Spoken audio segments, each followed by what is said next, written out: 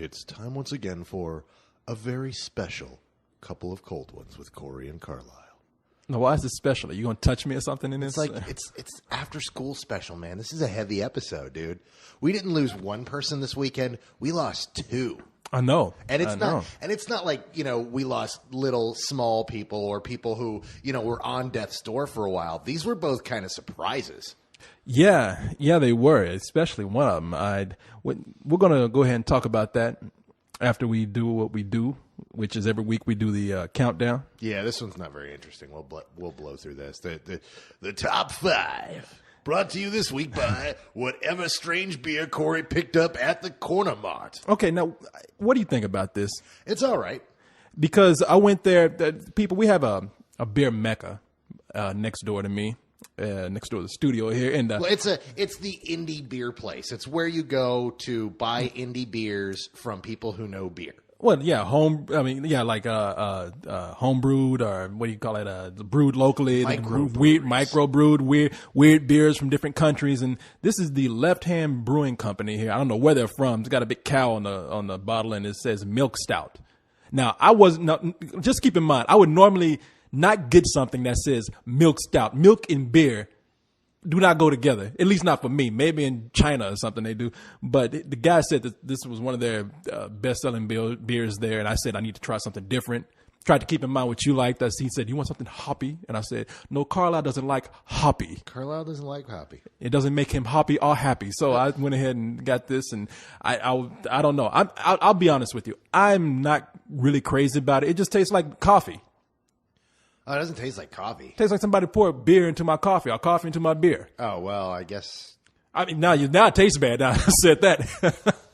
But no, I mean, now that you mention it, it's like, okay, I can see that taste. I drink coffee so much that I don't even notice coffee taste anymore. See, I do not drink coffee whatsoever. Not that I have anything against it. I just don't. I'm hyper enough without it. I did a pot and a half today already. So you're used to this then. This is good for you. No, because this is beer. I never mix my beer and coffee. It's not like, hey, it would be a great idea. No. Okay, you know what? I did that. To save money, I mixed some coffee with some beer. That wouldn't surprise me. And there you go. Coffee that's been sitting here for 3 days, and here's some beer that's been sitting here for 3 days. Let's put it on ice. This is a new beer I found. No, I don't know about this. It's not a bad. I mean, we're talking like it's bad. No, it's not a bad beer. You shouldn't have said the name now. No, I like it. People are going to be pissed. No, I'm not going to be pissed. It's a good beer. Like I said, it's one of their best-selling beers over at the Whip Inn. So a lot of people like it. To hell with what we say. I'm really big into the Modelo Especial right now. I just dig that. See, I'm just trying something different. You should have told me you wanted that because I love that beer. Why do you think I bring that every week? Okay, you know what? Here's what I'm going to do. I'm going to set a beer referendum here. So I would keep getting the same thing that I know you like until you say, let's try something different. Okay. And if I call you and say, when you say, Corey, it's your day to get the beer, but don't get that shit you got last week. Get something different. Surprise me. All right. So that's what we'll do. Okay. So with that said, diplomacy, beer diplomacy. I think if the world was full of alcoholics, we'd be all right. We are. That's why there's like 3 or 4 wars that started this it doesn't help? Oh, man. All right, so let's see. You're right. The top 5 is nothing big this week. It's dull. All right, number 5. Step Brothers. Wait, hold on. What? Number 5. So you just making up for the last 2 weeks where you didn't sing? No, I'm feeling the soul this week. I'm feeling that. I'm feeling that Memphis sound. Okay, you got the spirits coming through you. I do. That was all right. That was not bad for a white dude. $80 million Step Brothers has made so far. Not bad, man. Not bad for a movie that I thought was shitty. That was a total waste of my fucking time. But it's just right when you thought people were getting tired of Will Ferrell and doing the same shit. He comes out with this, which is worse than the last thing that he did. Semi-Pro, nobody wanted to see that. And I didn't like it. The word on it isn't positive. People just keep going and seeing it. Whatever, man. But you know what? We'll get to it in a little bit. Let's go to number 4. Okay. New entry this week. The Sisterhood of the Traveling Pants 2. Dos. Pantalones dos. Pantalones dos. So that has made, since it opened Wednesday, Los Foxy Amigos. No, not all Foxy Amigos, Amigas, or whatever. Chicaritas. What are you talking about? They're all cutie. Oh, please, like there's a single one of them you wouldn't put your dick in. No, when you put it like that, that sounds so bad. When you put it like that, so crassly, of course. I would put my dick in all of them. No, I would like to say I would like to have intercourse with them, applying my genitalia. Let's not get crass now. Come on, these are young girls here, fresh out of high school. No, they're not. Oh my God, are these girls so not young girls? How old? Okay, in this movie we have one that I know in particular, America Ferrera or whatever, Ugly Betty. Now, I know in some movies she appears older than what she appears in this movie. You guys mentioned that, but all of the girls are, somebody in some respect. I know. I just saying this is the one I recognize the most. I don't watch a whole lot of television. Joan of Arcadia? I don't watch a whole lot of television. But you're okay. I don't. I mean, this girl, America Ferrari, whatever. Ferrera. I mean, she's in movies, and the last thing I remember seeing her in was Under the Same Moon, and she looked older in that movie. Now, how old is this girl for real? So I can stop feeling guilty. They're all in their 20s. Oh, really? Yeah, every last one of them, dude. Yes, I stick my dick up in them. That's right. You could totally rub one out to these girls and feel totally justified in doing so. Guilt-free. Guilt-free, because I was watching these clips of this movie, feeling all bad, having breaking out in cold sweats, and now I'm gonna have a party tonight. That's right. Well, this movie, man, I don't know. You tell me. Is this good? I like it raw. I don't use anything. I use my hand. Is the $10 million it made good? The $10 million it made this weekend, but it made almost $20 million, $19,712,000 since Wednesday. $20 million for this movie is incredible. I mean, this movie was dumped in August because they knew it wasn't going to do incredibly well. Mm-hmm. But you know what? Everyone's doing well. Everybody's benefiting from the whole Batman thing. Everybody's going out to the movie theater. All the movies carried really well this weekend. Is this why Step Brothers is doing well, you think? No, I think Step Brothers is doing well because it was the only comedy that was out that was for adults. I mean, that's what I thought. I mean, had it swapped places with Pineapple Express, I think Pineapple Express would be just plowing through. While Step Brothers, if it were released this weekend, people would be shrugging at it, going, you know what, Pineapple Express was better. But see, because I was thinking the same thing, because they keep doing that thing where they put a big number one on the screen. So if you can't hear, you're thinking Step Brothers was number one, but they say number one comedy this weekend, yeah, Step Brothers, and because it's the only real comedy that was out there until this weekend. Yeah. So, and then number 3, had your tongue all out on that one and everything. Thought you would turn into a werewolf over there. It is The Mummy, Tomb of the Dragon Emperor. Okay, and then we have number 2. I know you hated The Mummy so bad, but that movie has made $70 million in a span of 2 weeks. People love these mummy movies, man. Well, except that, did you see the sharp drop-off? I mean, how much did it make last weekend? It made like $42 million. It was just shy of what Batman made last weekend. Yeah, and it dropped down to $16 million this week. $16 million. $70,671,000. Not bad. It has yet to be seen if it would break 100 million, and that's what everybody wants it to do. Ooh, excuse me, this cow's getting to me. This cow beer. All right, so number 2. Okay, there you go. I knew talking about number 2. You had some oomph to go in there with it. Good God, got number 2. Okay, don't hurt yourself now. Don't hurt me. I'm going to hurt myself in the number 2. Okay, it's Pineapple Express. Check and see if there's a turd in that seat real quick. I think that was the joke, dude. I think welcome to the... Oh, okay. I didn't hear that part. Okay. The number 2. Yes. Okay. So, yeah, Pineapple Express, dude. God, that was a... that was a fun review. Yeah, everybody keeps talking about that. It's like what were y'all doing on that? Like, hey, don't ask me. There wasn't a joint to be seen in that review, so don't anybody accuse us of doing any kind of dope. Nothing. No, it was a heavy smog going on that day, and that's all you saw. We just had everybody was hungry and having a good time. But right. Pineapple Express, everybody wants to see stoner comedy, man, and this one is like everyone's talking about how this is the return of the action comedy, even more than a stoner comedy, because we've had a lot of stoner comedies coming out as of recent. So this is a lot of people are saying, wow, it's something like Beverly Hills Cop and some other action movies that had comedy. Except that it was more of a parody of those. I mean, that was kind of the point. That's what I'm thinking. The blood is throwing people off in this movie because I said I still don't like the action part of this movie, but I can even see that it was done kind of jokingly. I loved the action in it because the action wasn't serious at all. The action was always over the top, but not so over the top that it was just goofy. It was at that level that you'd see in these various other comedies. It was a great satire of that kind of environment. See, I didn't see the satire. I saw them. I know you did, but that doesn't surprise me. That movie was entirely satirical. Every single person in that movie, nobody was competent. No one was competent, but they weren't all functionally retarded. It was the type of incompetence that you see on a daily level. It wasn't Will Ferrell running around doing this stuff. No, not like that. No, I thought the movie was funny. Like I said, I just didn't. Even from a technical standpoint, I don't think the action parts were all that great. But it's a funny movie. I mean, I'm not disagreeing with anyone with that. I had fun watching it. Glad it made $40 million. Yeah, quite a bit. $40,474,000, and that's not bad. That also opened up on Wednesday. So why are they opening up these movies on Wednesday? They're not like these higher profile, like Sisterhood of the Traveling Pants 2. Why Wednesday? Who was dying to see that movie on Wednesday? What was the rating of that movie? That was, I think that was PG-13. Yeah. Do you realize that the kids haven't gone back to school yet?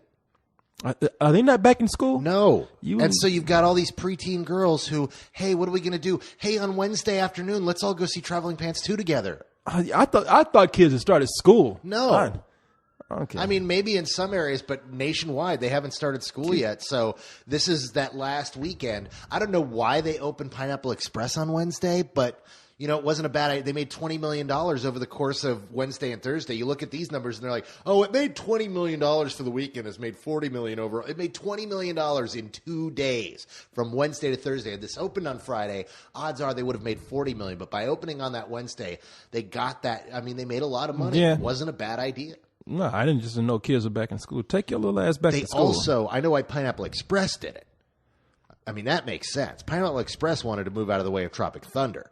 And they got 2 extra days before Tropic Thunder came out. Yeah, because Tropic Thunder comes up next week. To pardon the pun, which is going to be used all next weekend. It's going to steal everyone's thunder. It's that movie's going to, they want to get as much distance as they could, so they gave it an extra 2 days, and it worked. I'm wondering how that movie's going to do, Tropic Thunder. I mean, going to do real well. I'm not going to say anything about it. People just wait. Why? Because I don't want to say anything about it yet. I'm just going to wait. Why aren't you going to say anything about it yet? What, Tropic Thunder? Yeah. Because I just want to wait. I just want to keep people waiting. That's all. You can keep people waiting, but they won't hear what I have to say about it. You can say what you want to say. Yeah, I think it's going to do real well, dude. It was funny as hell. All right. I left my ass off at that movie. Okay. Now you won't hear that in the review this week.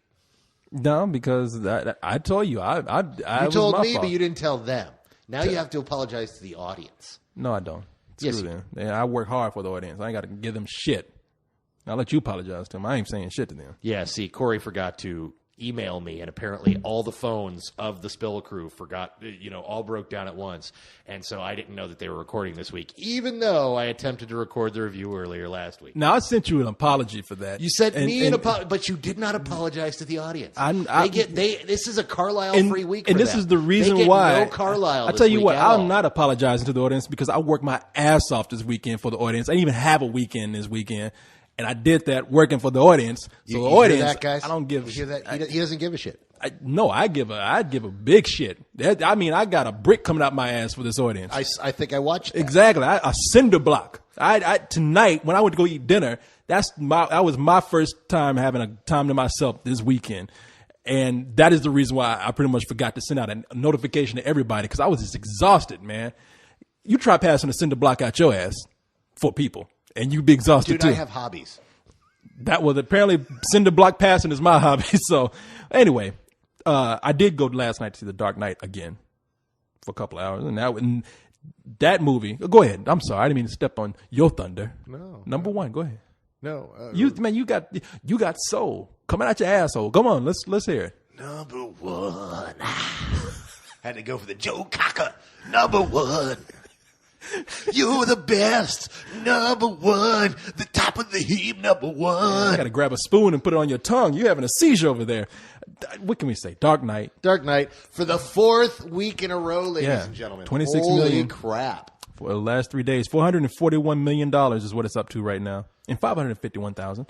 It's almost the number 2 domestic. Yeah, they say there's a chance it could beat Titanic if you include inflation, but they say it's destined to be number 2. Well, but you say if you include inflation, the list we know as the top grossing movies of all time does not take inflation into account. Never has. There's an inflation list that if you count inflation with tickets, and that was that blog that MDS wrote about. But typically what we have always considered from the dawn of time to be, the highest grossing list, the ones we always refer to, never includes inflation. Well, you should consider inflation because it's interesting what this movie would have to do in theory to beat Titanic and to beat Star Wars. $1 billion to beat Star Wars. And to beat Gone with the Wind for Christ's sake. And Gone, yeah. I mean, and $900 million to beat Titanic. If you go by those standards back then, I mean.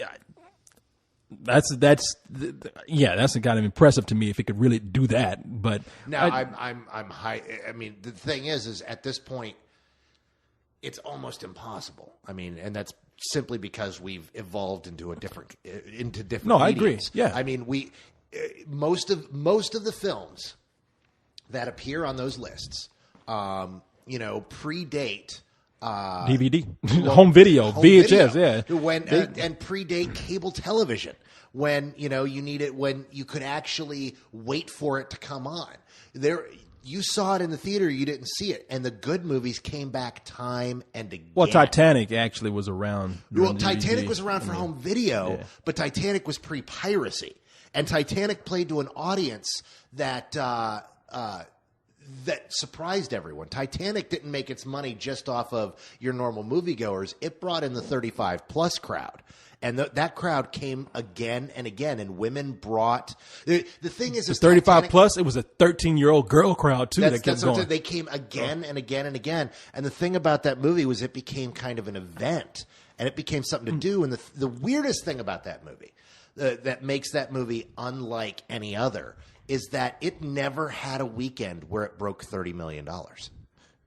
Every weekend was $10, $15 million. Well, now, if that's true, that's even more impressive. Months. I mean, yeah. Straight. I mean, because that's even more impressive. I mean, I got to give it to Titanic. I'm not a big fan of the movie, but for the phenomena that movie is incredible. And you're right. Given this time, this business that we have, I don't think we're ever going to see that because we're just going to keep evolving into a more specialized industry. Again, you get down into the futility of talking about numbers. I mean, it comes down to everything is relative, and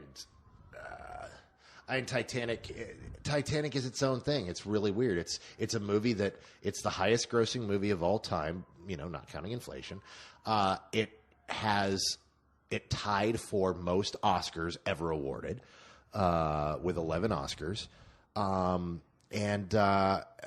That's what got me, man. All the Oscar stuff for that movie. It's not well regarded in history. In history it's talked about like that, but you listen to critics talk about it. You listen to the up and coming film crowd, and people don't love that movie. It's not revered like Gone with the Wind is. It's not revered like Casablanca. It's kind of sniped at a lot. No, because that movie got lucky with Leonardo DiCaprio because girls love it didn't get because lucky. It was girls want to kiss Leonardo DiCaprio and they imagine themselves being Kate Winslet and drowning with his ass. So see, and this is exactly what I'm talking about. But not being well regarded. I know it's not well regarded. About the things it accomplished, and you're like, "Fuck that movie, man! It got lucky." No, it did get lucky. I mean, it really did. I mean, because a movie like that, had it not had that, I got to give it to James Cameron for putting that romantic angle in there because a lot of people wanted to see that movie. A lot of people just wanted to go and see the Titanic sink, and I thought that's all it was going to be. And then you go in, and these girls want to be kissing Leonardo DiCaprio. I'm like, wow, hey, look, good for that movie. As much as I might not love it, it's what we call lightning in a bottle. It's one of those things that can never be duplicated. It's such a part of its time and place. And something will come up that'll be another phenomenon, but we will never predict it. Sure. So, no, I mean, hell, like it's like The Dark Knight.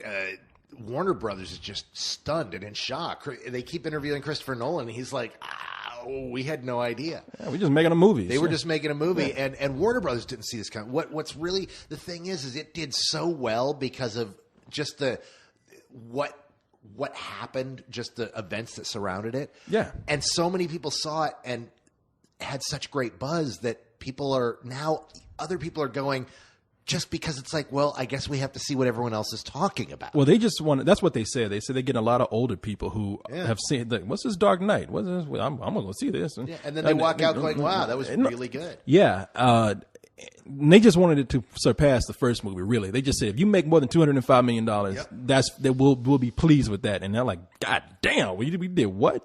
This Batman's a son of a bitch. I have to say, man, after seeing it for a second time, that is a tight movie. I don't even mean tight as in slang. I'm like 2.5 hours, not a wasted moment. In that movie. That's exactly when I went and saw it again, because I remember being so exhausted because that last half an hour, you're just like, oh my God, what else could possibly happen? Once you know that's coming, it doesn't feel drawn out at all. It just kind of flies by. And well, that was a major complaint. And when I say major, I don't even mean major. Some people's like they were saying, if I had to find something wrong with this movie, it might be a little too long. And I have to say, and this isn't me even loving Batman that much, wanting to like this movie. No, looking at it as at a filmmaking point of view, that is an incredible film, man. Yeah. The music in that movie is incredible. No, it scares the crap out of me. First of all, I hate the fact that everybody's talking about Batman 3.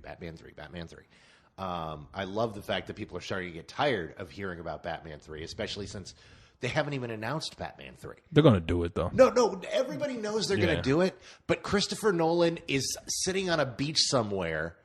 The best thing I heard was Moriarty over on Ain't It Cool News said, you know what's happening right now? Christopher Nolan is on vacation and doesn't want to think about anything that has to do with Batman, and Warner Brothers is just sitting there counting their big boxes of money. Yeah, and they said he'll call us. They even said, we're just waiting on him to call us. Yeah, and it'll happen, but it's not going to happen anytime soon, and it's going to happen on Nolan's dime. Now, here's what's going to be interesting about the next one.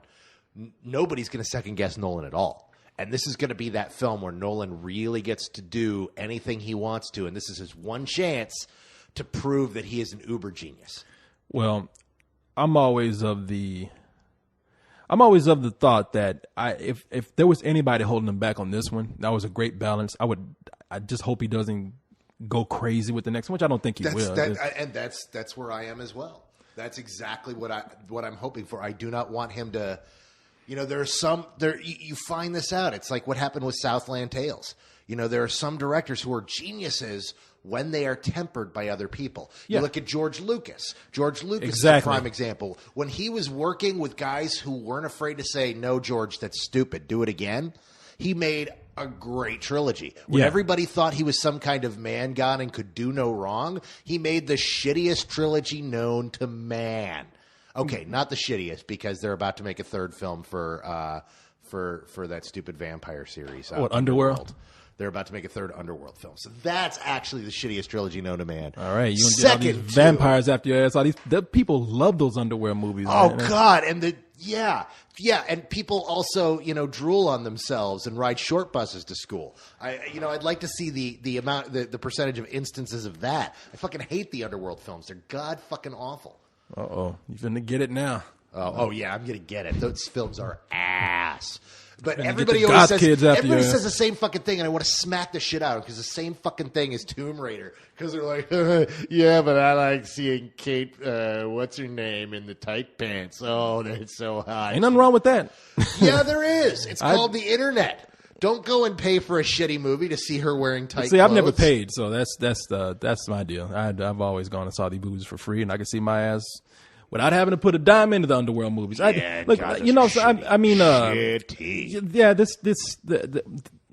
I think the two Batman movies complement themselves so well, and this is a far superior movie. The second one, yeah, and I am nervous about what they would do with the third one, but they'll take their time, and hopefully, if it's going to be in anybody's hands, in good hands, it would be with Christopher Nolan. And let's keep our fingers crossed and hope that the fan base's love of this film brings Nolan back for a second one, and he doesn't Tim Burton out. Brings him back for a second one or a third one? Or a third one. Yeah. No, he doesn't Tim Burton out on this. No, wait a couple of years, 3 years, let him do some other movies, get it out of his system, and then come back and do it again. Yeah, but it does need to be said. Nothing has been announced. There's no one's in talks. Nobody's written a script. Nobody knows what the next villain is.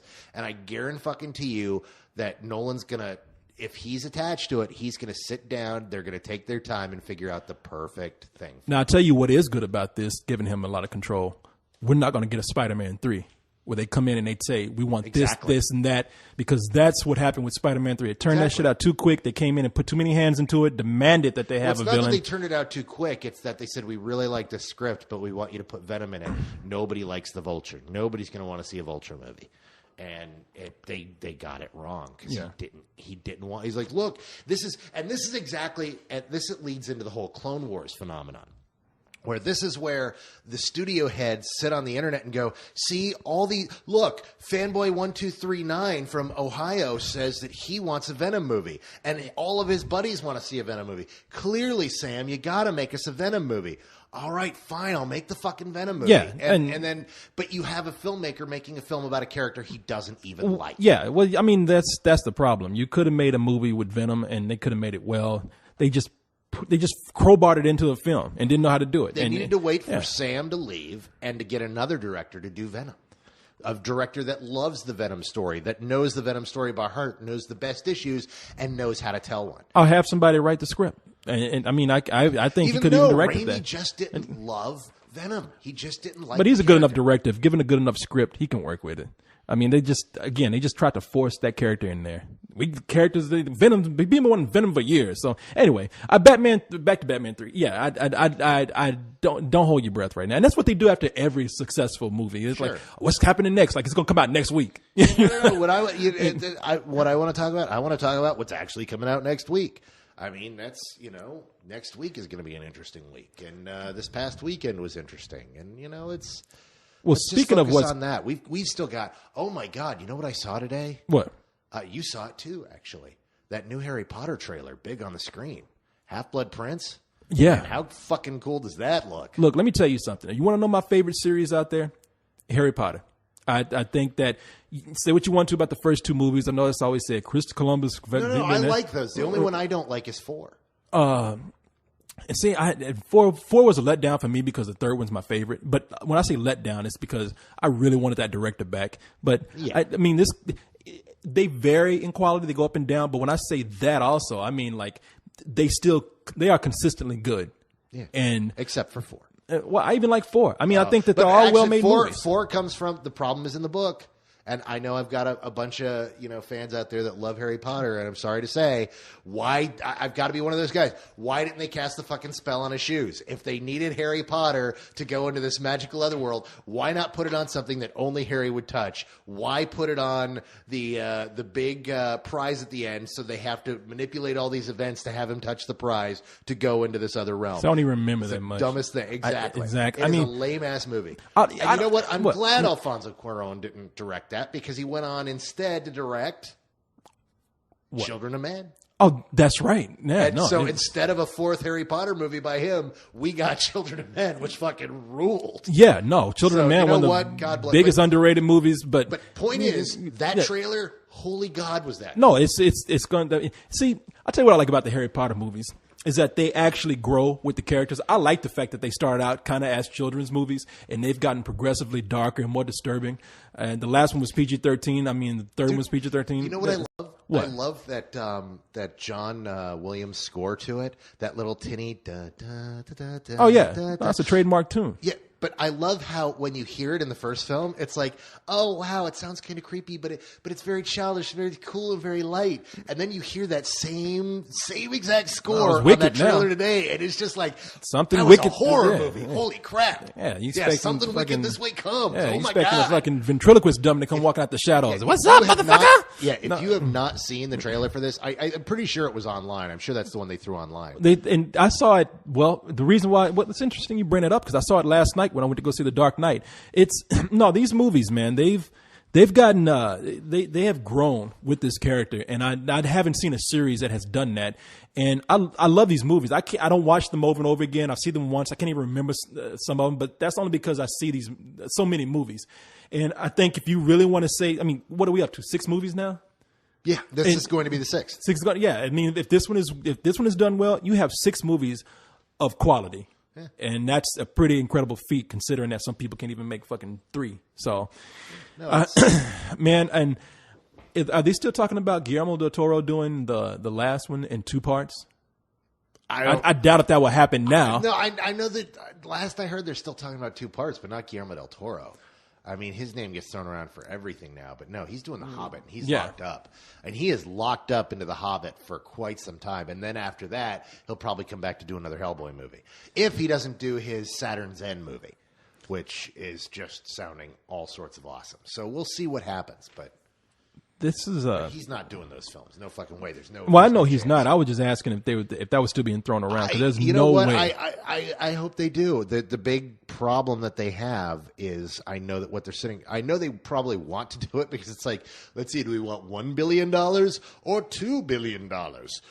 What they're probably saying is, dude, we kind of sign these kids to 7-picture deals and have them locked in at a shitty amount of money for that. I heard that last book is so huge though that they have to. Yeah, so they may have to like seriously cough up because it's like Daniel Radcliffe could say, "I want $100 million," and they'll laugh and then they'll go, "Okay, here you go. We can't shoot a Harry Potter movie without Harry Potter." Well, can't they do this? Can't they say we're shooting one movie? And you're under contract for this one movie, but we're going to break it up in 2 parts. No, because if it gets released as 2 movies, it was 2 films. This is where was it Warner Brothers? I forget which studio. I want to say it's Warner. No, it was Universal. Universal got done that years ago when they used footage of Crispin Glover in Back to the Future 2. Yeah. And Crispin Glover sued them because he wasn't paid for that movie. Yeah. And so they're like, well, we have the footage for the... No. Took him to court, won, and asked and that's why you don't see him in the movie. In Crispin Glover in part 2, you don't really see him. There's a guy floating around upside down. And it's they weird. Used footage of him for the release, and I think I haven't watched the sequel in the longest time. It's not a very good sequel. I've seen the first one, a million times, but the second one I haven't watched. I haven't watched it anytime recently, so I don't know if they excised that or if he just got paid and they left it in there. Speaking of movies coming out next week, I'm sure you've heard of this. I'm going to tell people about this because I think I haven't heard of anything. Let me see. Because I have my thoughts about this. Thoughts about what? Come on, tell us. This whole thing about mentally. Oh God! The fucking groups that advocate the disabled called Sunday for a national boycott of the Ben Stiller movie Tropic Thunder, citing that they say that it is negative. It gets negative portrayals of people with intellectual disabilities, and I also don't like the use of the word retard over and over again. And they are being retarded. Okay, I cannot imagine a worse target for this. This is a film that Tropic Thunder, in it, what they're complaining about is Ben Stiller's character. God, I forget the name of his character. Jack. Simple Jack. Well, no. But the name of his actual... What's the name of the guy? Anyhow, Ben Stiller's the actor in the movie? The actor. I mean, it's Ben Stiller. Yeah, Ben Stiller's, he plays an actor who is an action star, and he's in all these really terrible action movies. And so he tries to branch out and makes a movie called Simple Jack. And it's unspeakably awful. It's panned. It's held as one of the worst movies ever made. Not just the worst of the year, worst ever made. It's awful. They show a few scenes from the film, and then it plays in later in the movie. And he is having a conversation with Robert Downey Jr.'s character. And Robert Downey Jr. just comes out and gives the best monologue of the film, in which he just kind of says, well, yeah, you okay, I'm not going to ruin that. Yeah, I was about to say. I'm not going to ruin because it really is. That is like the best. But let's just say that they use the word retard over and over again. And he's essentially talking about playing the a retarded people person in history who have played mentally handicapped. Basically, people. if you go too far, then you don't get an Oscar. If you play what he calls full retard, you went full retard, and that's what they're having a problem with. And the thing is they're not making fun of the mentally handicapped. They're making fun of actors who play the mentally handicapped. They're making fun of the system and the type of mentally handicapped that we as audiences want to watch on screen. And that's what the whole joke is about. All the actors in this movie, the actors in the film that the real actors play, all the characters in the movie, let me just say, they're all idiots. I mean, that's the whole that's the whole gist of the movie. They're all put in this situation, and they have no idea. They're clueless to the fact that they are in they're all clueless to the fact that they are in a real situation. What's his name? Jay Burris. Yeah, the guy who the Judd Apatow veterans. They're pretty much put in this situation. Like, well, yeah, we're going to stay in character while they're being shot at, while they're being attempts on their lives, and so yeah, I mean it is actors in the movie being idiots. Yeah, and I think that there's a sensitivity level there that people are acting upon maybe too strongly. At the same time, though, I understand where it's coming from. It's people it's just now beginning to, you grow into certain words, and we're seeing as people become what's that? You continue. I'm going to grab a beer from the fridge. Oh, you don't want the cow beer right here? No, I don't want the cow beer. I'm going to have myself a Corona. Man, so many cows have died for this beer, and you don't want any? I'd be goddamn. No, there's certain people who are becoming part of mainstream society. We're looking at them differently.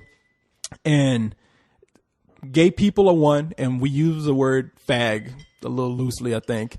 And we're just now beginning to see that that's kind of sensitive, being that they're represented a little bit more. And I think people are using the word retard a little loosely.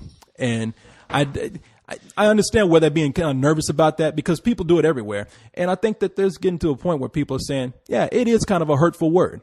And I think they're kind of sensitive to the fact that society as a whole has not come to grips that there's a certain amount of people that are actually offended by that word. And you know what I would have to say about anybody who believes that? What, you're retarded? You're a retard? They're a moron. Well, I mean, that's the difference between you and me, I guess. I can kind of see. See, you missed the irony in the statement. Moron, it used to be a medical term to describe a certain IQ level. Moron and idiot are two words that used to be medical terms that slipped into casual use to describe someone who was just being stupid. The same way retarded did. We don't use the word retarded anymore to describe people who are mentally handicapped. They're mentally handicapped. We don't say, oh, be careful with him, he's retarded. Retarded isn't that kind of a word anymore. That slipped out of typical usage and is considered an offensive word, which is how we use it. We use it as a swear. We use it, as, dude, you're being retarded. We don't, mentally handicapped is the word we choose to use now.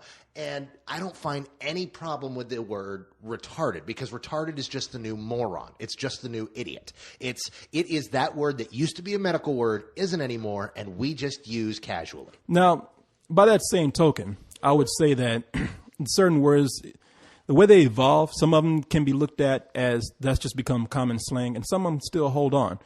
I always have to go back to the old, this is the old standby, the word nigger, which back in time it was used to describe people from a certain part of Africa, mainly Nigeria, and people just used to say nigger. That's what they're from. And if you look in the dictionary, some dictionaries describe a nigger as an ignorant person. However, we still use that as a sensitive word, and it is very sensitive for certain people. But the problem is that you've brought up the one word in the English language which has a number of different problems with it. Because, yeah, it has a history that a certain segment of the population hold on to as being this hurtful, hateful word. But then, by the same token, we have another portion of society that uses that word as everyday parlance. That, you hear that word constantly, and that word gets used in friendly, jovial manners. We have such a weird. It's a word that has a weird. I will say this. Quirk to yeah, it. I mean, I'm just retarded. Doesn't retarded is just just a slang. I get email every once in a blue moon from people who are like, hey, look, my son is that word would apply to my son, and he reads your site, and we don't appreciate that you use the word, and it's like, well, you know what, you're a moron. Hey, have you ever used the word moron? Because you know what, odds are your son's a moron. But then they go back and say, have you ever called anybody a nigger too? I mean, it's at that point right now. We could go any number of ways. I mean, if it continues to be a word, and they're mostly talking about the word retard, and retard is a word that is mostly applied to the mentally handicapped. I mean, we use it freely, but it's really a slang for a mentally handicapped person. And if that word continues to be used as something where we use it to laugh at people and poke fun of them, then yeah, I could see why people could be sensitive. I mean, if it evolves into something that is slang and people ease off, I mean, that could happen also. It could be, like you said, it could be like idiot or anything. Words evolve. Words have always evolved. You look at the fact, like when we were kids, you couldn't say the words bitch, ass, or hell on television or the radio. Now you can say those in public and in front of kids and people don't wince. Yeah, but they're used not to describe a person's intelligence or a person in a derogatory term. But nobody uses the word retarded in reference to the mentally handicapped anymore. It's a word that has been separated off and has spun off and has its own life like I elsewhere. said, it's mostly retard. In this movie, they are using it to describe a mentally ill person. So I'm just saying, I'm not totally callous. I think they are being a little bit too sensitive because, as I said, these are characters in the movie. However, I can understand the roots of that sensitivity. I also get offended by anybody who calls a boycott for a bullshit reason. I think, we've gotten to the point to where we threaten boycotts, and this is why regular political action doesn't work anymore, because it gets used for such senseless things as, I demand that you boycott this movie because they use the word wait, you're boycotting freedom of speech? Really? It's not like they're it's a rated R comedy. It's only for adults. It's not something that they're taking out to the kids. It's not something they're forcing down the throats of 8-year-olds. This is a rated R comedy, and I mean, I don't mind them calling a boycott. The only thing is it ain't going to work. I mean, boycotts do not work these days. No. I think there's another way to go around it. Because it's being done for shit like this. Yeah, I mean, there's other ways that you can bring attention to this issue if you want to. Telling people to boycott this movie, because people are not. I would tell you what, if I felt like it actually would work, I'd be like, fine, knock yourself out, do your best. Everybody's going to go see this movie. Nobody's going to not go see Tropic Thunder because of this one group right here. Why the fuck do they think they're doing that? Why does this group make fun, target this movie and hasn't targeted the number of films where we actually have people playing mentally handicapped characters in bad lights being done for comedy? Well, that's another problem with this kind of this issue, that they target on something that they see. Meanwhile, there's a lot of stuff that's going on, because I see this going on all the time with video games. People wait for that one thing to pop up that gets exposed or gets brought up in the news when it's been going on the whole time. Yeah. So there's other ways to handle this issue. I don't think this is the best way. People are going to go see Tropic Thunder. I'm telling you right now, listen to me. I'm telling you, whoever the association, if we don't like the word retard or whatever, you're not going to accomplish anything by doing this. That's life. The only thing they're accomplishing is they're getting, beaten about the head by, people online and by pundits, because they don't really have a solid leg to stand on. Well, online, I mean, shit, the internet is full of fucking cowards, man. It's easy to beat up somebody over the internet. Of course, if anybody wants... I'm actually talking about major pundits are going after them on this. I mean, this issue just broke, and people are going after them. I'm not talking about, Slacker 17 says, And even over the internet, I'm like, approach them, go and meet them, talk to them. I mean, somebody does... Why? These guys are being douchebags. I don't know if they're being douchebags, man. I mean, they're doing something they believe in. They're not douchebags for that. What they believe in is horseshit. Yeah, that's you. They think, they probably would say, I think Carlisle is a douchebag. And you know what? And a retard. They are totally allowed to. And that's what I'm saying. They're that's the point. ones that are looking like an idiot right now. That is my point, that there's two sides to everything. And with me not knowing who they are or hearing their argument, I'm not going to come out and say, these guys are full of shit. I mean, they might have a valid point without me hearing that. My point is, you might as well forget this boycott shit. It ain't gonna work. It ain't like fucking the marches back with Martin Luther King and shit. This shit ain't happening. All right. So I'm gonna go see Tropic Thunder probably again and put money into it. So this shit ain't working. And I'm sensitive to your issue. See, and there you just talked about the movie. I know. I was gonna slip at some point. It's a damn fine film. No, you know what? It is. It's good. It's funny as hell. No, it's a decent movie. You know what? You're allowed to speak about it. We're talking positive. Oh, I'm not doing that because of any kind of embargo or anything. I just like holding out until the review. Well, you can hold out, but you know what? There are people listening who say, "Oh wow, okay, hey, yeah, it's great." No, we got a review coming up next week. I just don't. I just don't want. We, white man. I mean, we. I mean, we. I mean, you and the mouse in your pocket. We as in we and We the as rest in of the people everyone that that were was invited there. over, yeah. We as in everyone except you. But there is a we involved in this, and not a Nintendo we. They're just not in the room. It was me, Leon, and Cyrus. That we, white man. So That was mighty whitey, Corey. yes, sir. Thank you. Howdy doody, sir. Thank you very Now, much. Yes, sir. Since we had to make it race, Oh, I know. let's get into the depressing segment of I it. know. Our black men are dying. God. Our Yeah. black men are dying. And it's surprised people. It's like it's not like Bill Cosby died. It's like, oh man, Bill died. No, like let's, 10 years too let's late. just say who it is. It's Bernie Mac. Bernie Mac. Well, everybody knows Bernie Mac, and then Isaac And Isaac Hayes. Oh my God! I mean, Isaac Hayes. You know, he was 65. That's like, all right. The brother was 65. What are you gonna do? I mean, even by today, it's like, okay, complications come in around 65, but we don't expect anybody to just drop dead. No, Especially, now this is what I heard. I didn't have a chance to read up on this. Leon told me that brother was about to get on his treadmill, and they found him next to his treadmill dead. I don't know. All I know is that I read that they found him unconscious in his home and he passed away. Police are investigating, but they don't think foul play is involved. So I don't think the Scientologist came in or anything like that. I don't think the Scientologist would have killed him. I mean, maybe he was about to talk. Maybe he said, fuck this shit. And they came in. I don't know. I mean, I'm making jokes, but yeah, it really did take me by surprise. I mean, and both of these things I found out when I woke up in the morning. I wake up on Saturday morning and I see all these posts on the site about Bernie Mac. I'm like, what the fuck did Bernie Mac do? Did he do something to a Barack Obama again? Did he make a Wait, you crazy found this joke out this morning? No, yesterday morning. Oh, yeah. And then I found out that, he's dead. I'm like, I go to the front page. I'm like, he did die, and died at age 50. Now that's young by today's standards. Yeah. And what people feel so sad about is that his career didn't really take off until he was in his 40s. Right. And they said that they expected him to go on to be sort of a semi-legendary comedian. There was a lot of heat on Mr. 3001. I mean, everybody was looking forward to seeing that movie. And are you serious? I was about to say, of course man, I'm not fucking I was about serious, to say, dude. now What that's retarded right there. But he was just at this point beginning to make some movies that people consider to be high profile. I mean, him to be concluded. Well, he's been doing it for the last 7 years. Well, actually. him be included with this new Rat Pack we have with the Ocean's 11 people and everything. Yeah. I mean, he was a major celebrity now. No, he just hit. He was that, and the thing is what was so great about what? I'm just laughing about that Mr. 3001. Mr. And see, normally I would say no way, but today you just never know, man. know. You cannot tell. I was totally kidding. No, it was weird because what was great about Bernie Mac is that he became famous and he hit that level of fame that was just like that super level of comedian fame without actually becoming the white friendly comedian.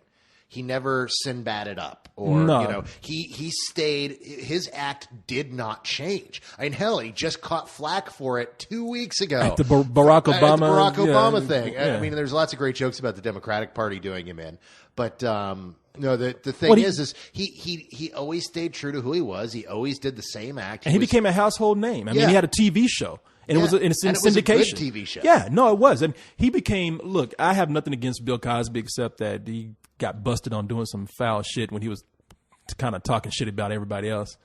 But you didn't hear about Bill Cosby raping somebody? What? Yeah, he just came out. Bill Cosby just touched someone, and this is years ago, and it's just now coming out. No, I'm fucking lying, man. Wouldn't that be horrifying though to be molested by Bill Cosby though? Bill Cosby, you see, I'm about to put my schism into your schisms. See, that's the thing. He's coming at you. He's making those faces that you thought were cute before, but horrifying now. Now you're going to taste the Jello pudding pop. No. As Leon said, Coke. That man hasn't had a Jello pudding pop in years, and people still give him shit about that. No, people are giving. He did it in our childhood. I guess why. Bill Cosby was catching flack because he came out and talked stuff against. Talked about how black people messed up with, and I kind of agree with him on how we need to look at our own selves. But then he got kind of busted on extramarital affairs and all that kind of thing. And so a lot of people like kind of saying, like back to Bernie Mac. But the thing with Bill Cosby, and the reason why I'm doing this is because Bill Cosby did the Cosby Show, and everybody accused him of being, oh well, he's so white and suburban. I thought that was a ridiculous argument, but whatever. But Bernie Mac stayed to what people consider to be black, and he did a family show. Well, no, and he had a particularly great angle. He had this thing. He had this life experience that he drew from of having been done with the kids, being in his 40s and like, great, we got rid of the kids. I can totally go off and focus on my career now, have a great life, yada, yada. Bam, he's taking care of kids again. Yeah. And this provided this whole kind of second life that he had to start all over again, gave him a whole host of new material, and he had this great crotchety old man dad routine that was just fucking hilarious. Let me tell you something about Bernie Mac, man. Tell me something about Bernie Mac. Being that I knew Bernie Mac personally, and I sat down and had some beers with him. In fact, he was coming in next week for a cold ones, and I'm sorry that he's gone now because he can't do it. Yeah, I know. I was really looking forward to having a real co-host. No, I'm still going to be here. And me and the co-host are going to be here. Yeah. But no, I mean, he was. I've seen him in several interviews, and you can tell his personality is what he brought into everything he did, and he was real. I mean, he was able to stay who he was, and also bring that into his comedy and to the characters that he played. And when you see him in his interviews, you see that he still remained a really down-to-earth person. Never forgot where he came from. He always said that. And I think that's what people really love Bernie Mac for. I know that's why I thought he was a great comedian. I dug the hell out of him. Plus, he was the funniest of the kings of comedy. Mm-hmm. And I don't even know how many times I've watched that disc, but he was always the best part of that. Yeah, no, that's what everyone said. He closed it out, and everyone said Bernie Mac, that is the guy. He's the funniest one on there.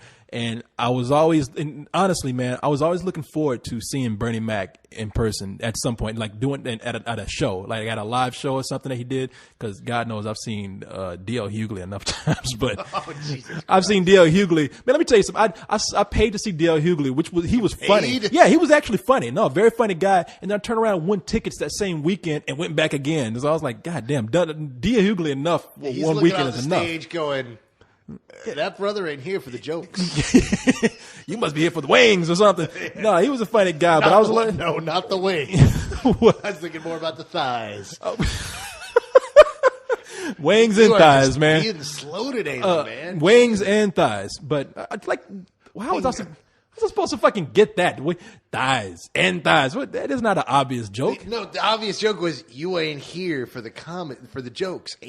Never. I don't want to explain it. Yeah. There are other people laughing. Obviously, there are no kings of comedy in this room. This is some fucking court jesters, but gets them at least. It's not something I tell him either. But regardless, I think that I'm looking at all those guys, and I was like, this is the one guy that I would actually like to see on stage, live in person, and even just meet one day because he was such an interesting interview. Now, moving on to Isaac Hayes.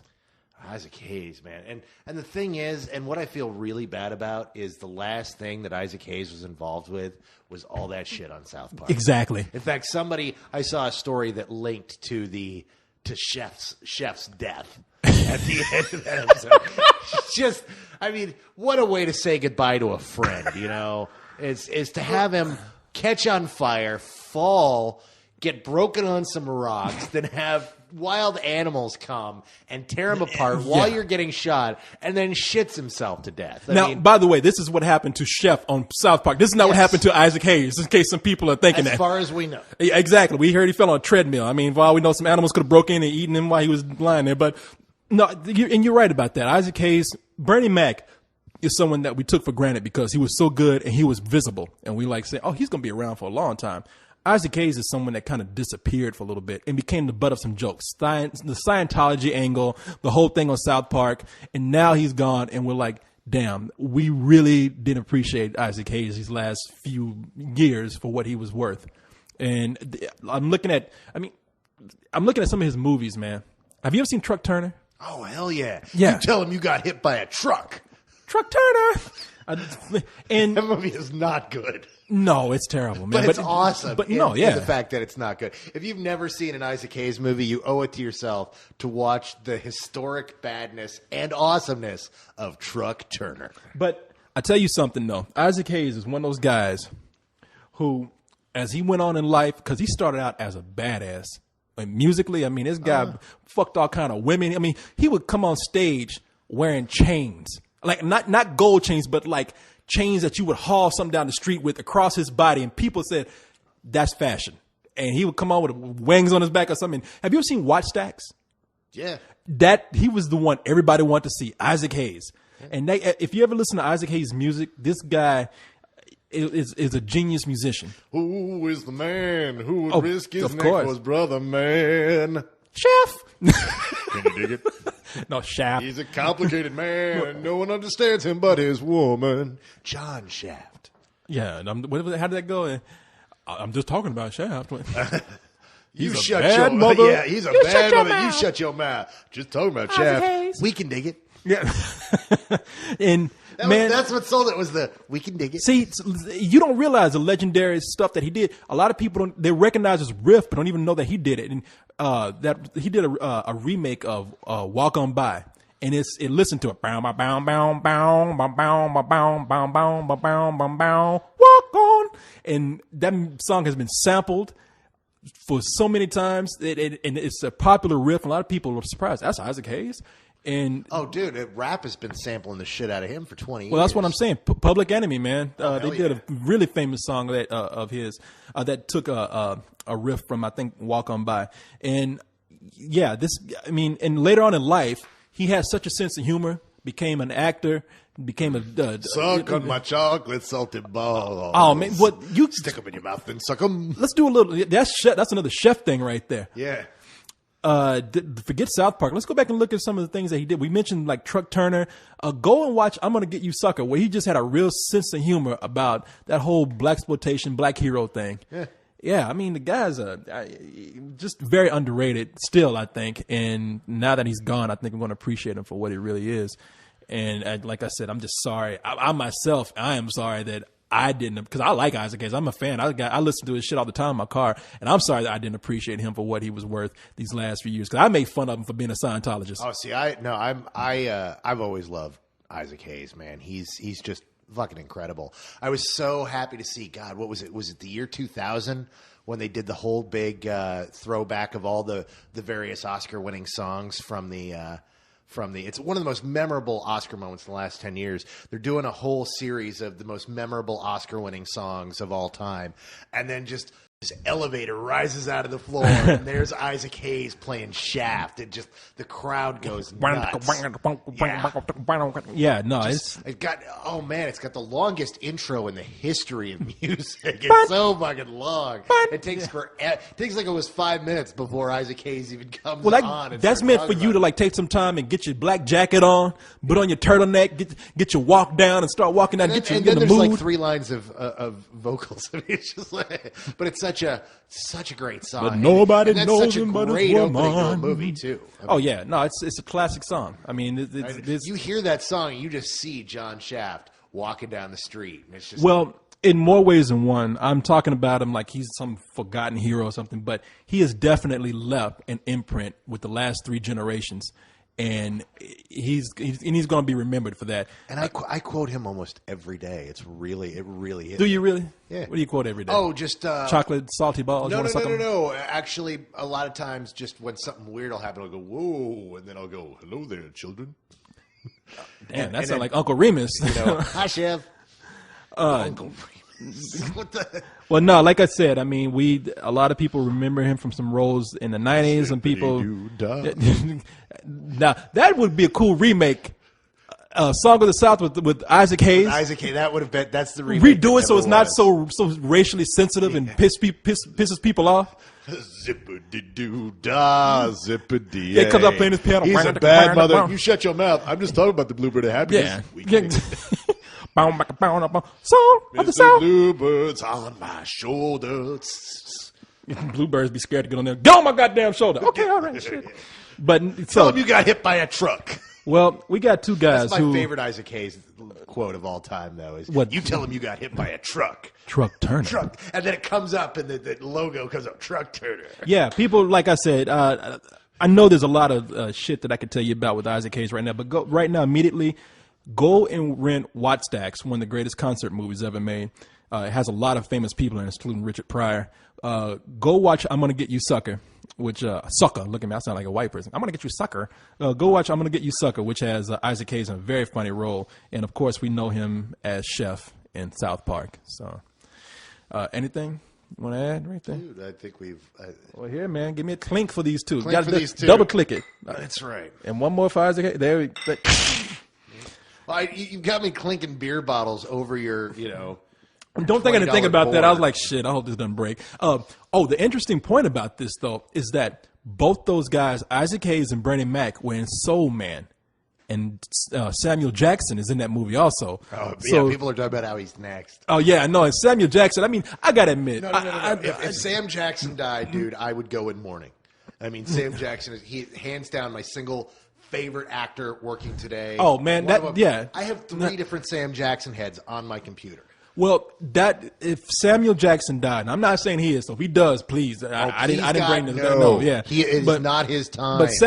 But if he died, that would be a national holiday for a lot of people. I mean, No, not a national holiday. It'd be a national day of mourning. It would be a national. The reason why I say holiday because people would not go. I know I wouldn't do any work for the day. I'd be like, fuck. National day. You say national holiday. No, that's what we're going to throw when Pauly Shore finally dies. Yeah, he's gone. Oh man, that's so many people to pick on instead of Pauly Shore. There's so many people ahead of him right now. Dude, you know what? If Pauly Shore died today, I don't think any of us. Nobody would really notice, but I wouldn't feel. I wouldn't feel happiness. I watched his last movie and I was very. What was his last? What like in 1999? No. If you like 2-3 years ago, he put out a film called Pauly Shore is Dead, and it just made me pissed off. I heard that was funny. No, I didn't see it. Wrong. Of course. Okay, you heard way wrong. That movie sorry. was not funny. Well, look. If I was Samuel Jackson, I mean, I don't even believe in this shit, but I have to admit, if I was Samuel Jackson, I'd be like, God damn, am I next? I'd be a little bit nervous. I would be at home, under the bed, or hiding under the covers, because that shit is freaky, man. I mean, imagine two people in the same weekend dying like that out of just nowhere. I mean, I know stranger things have happened, but shit. Yes. The question is, I want to know if it's some anniversary of something in Soul Man. Has anybody seen Soul Man since it first came out? Well, wait a minute. You're talking about the first movie called Soul Man? Which one were they in together? You No, said Soul no, Man, right? no. There's a movie coming out called Soul Man. Now you had Soul Man. Oh, I thought you were saying they were in that together. No. There's a movie called. I remember that, but I know it was like wondering whether a movie called Soul Man. It's not yet released. It's called Soul Man. I don't know that much about it. I've even seen pictures of it. Oh God, Yeah. I hope it's fucking good. It better be fucking good, or else we're gonna be sitting there shaking our heads, going, "Oh God, no!" We lost both these guys. We said so many great things, and then they made this. I will just say, holy God, we'll just look back and say, well, fuck, we're glad they weren't here to see it. This is the point where I'm going to make a plea to the whatever studio has it. If the movie's not good, don't release it. Oh, they'll release it now. They'd be like, really. shit, did you see how much money that Batman made because Heath Ledger died? You goddamn right we're going to release this movie. All I know is I feel the same way, man. I hope that the movie is good. I always hate it when guys die and their last roles are something shitty.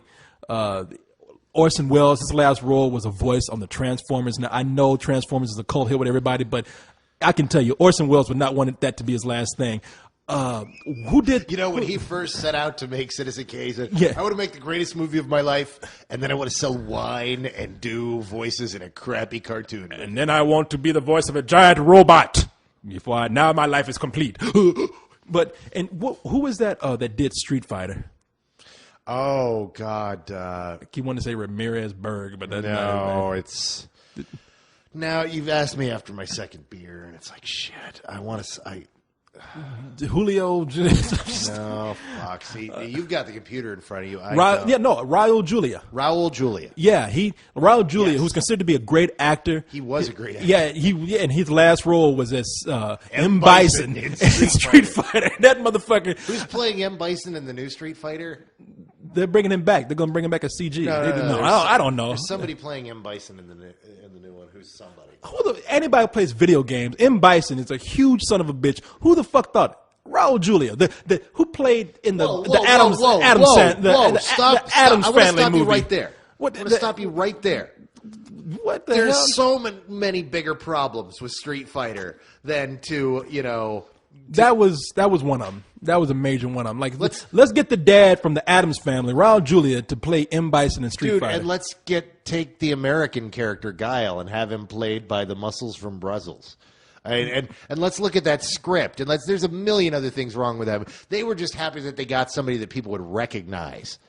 The piece of shit movie anyway. Total piece of shit. Yeah, no, it's almost laughably watchable. But I hope that's not the case with this movie Soul, man. You're right. I hope it's a great movie. I hope that Samuel Jackson doesn't have to look at that movie and be like, damn, I should have went next before this shit came out. Fuck this. But it looks like it could be. It has potential from the one photograph that I saw. So how much time we got? What are we looking at? Oh man, we got time for email right now. Let's do an email. Before we do that, though, I just want to do a quick throwback to what we were talking about with the whole retard word and everything. The reason why maybe I feel so sensitive about that is because we use that word. We make fun of everybody on here, and that's our excuse. We use it. And sometimes I say things, and after we're done, I go back and I'm like, man, I feel kind of weird saying that. So, I mean, maybe that's why I feel this way about that. But I know very well that I'm not above doing that myself, and I'd use a lot of derogatory terms. But, my whole excuse is that I point out everybody. That's not always a good excuse, I guess. But anyway, you wanted to bring up something. Dude, I watched Doomsday this weekend, and I was here when you recorded your review for that, and you ripped into that film. You're like, man, it's not worth checking out. It was awful, and you just ripped it up. And I did not rip it up. I remember saying, now I don't know if I gave it a rental or a matinee. I might have given it a rental, but I said that I had a lot of fun watching that movie, and I said that it was a bad movie, and I still think it's a bad movie, but I had fun. I enjoyed watching it. The thing is it's not a bad movie for what it is and what it's attempting to do. I thought it was fantastic. The problem is Universal had no idea what they had on their hands. Nobody ever. The problem was that Neil Marshall was too serious when he was talking about the film with them, and never uttered the words, "This is my grindhouse." And what he did is he went and made his grindhouse. He made the movie of the films that influenced him. Now, Neil Marshall's about 10 years younger than Quentin and Robert. So the movies that influenced him weren't these, grindhouse films of the 70s. They were Escape from New York, Excalibur, The Warriors, the Mad Max and The Road Warrior. These are the movies he grew up with as a kid, and he was like, oh my God, I love these movies. I want to make a movie like that, and made a movie that was evocative of all those films. See, you know what my problem is with that? I'm tired of people making intentionally bad movies and then going off and saying, that's what I want to do. Except he didn't make the intentionally bad one like Quentin and Robert did. He made the one that he wanted to make a badass version of those stories, and he did. See, that movie is so much. It just came out on DVD on the 29th. Guys, if you enjoy Grindhouse-style stuff, if you like any of those movies that I just referenced, this is a fun movie. Check out the unrated. See, I saw the theatrical version. I told you, if I saw it on, the unrated's only 4 minutes more, and it's not where they extended scenes. Dude, the blood in that is unreal. They kill things and blow it apart for no apparent reason at times.